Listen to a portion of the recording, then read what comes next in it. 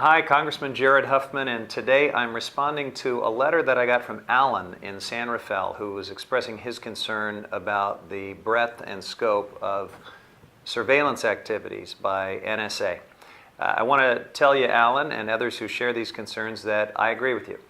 Before I got to Congress, my view was that some of the laws we passed immediately after the 9/11 tragedy went too far in granting authority to our federal intelligence agencies, and I think it's time, it has been time for several years now, to swing the pendulum back in the direction of greater privacy and civil liberties.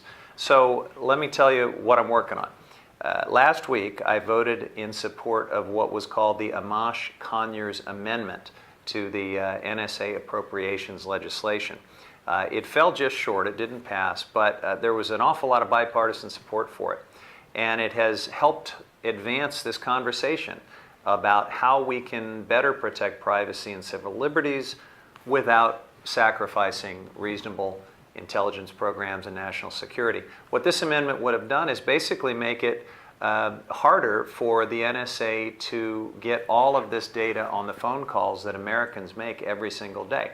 They would have to show that it's relevant to a specific investigation instead of the current standard, which basically allows them to permanently collect and store and use the information that includes all of our phone calls each and every day, even ones made entirely within the United States. That's just too much. It goes too far.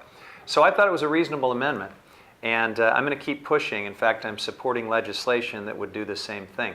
I'm also supporting a bill by my colleague Adam Schiff that addresses another piece of this issue, which is the very secretive so-called FISA courts that are these are the courts that grant the warrants to NSA and other intelligence agencies to do these programs.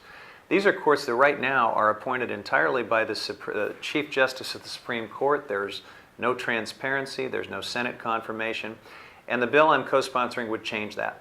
It would require Senate confirmation and would give us an opportunity to know who these judges are.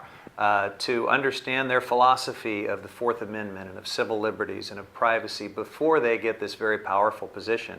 Because FISA courts are very secretive, and once these judges are appointed, we have very little opportunity to hold them accountable or to even understand what they're doing. So I'll be working on this bill. I'll be working on other bills as they come forward to do what I think can be done to strike a balance that maintains our national security, that funds responsible foreign surveillance programs, but also respects the privacy and civil liberties of American citizens. Thanks for your feedback and your concern, and I hope that gives you a better sense of where I stand on these NSA surveillance programs.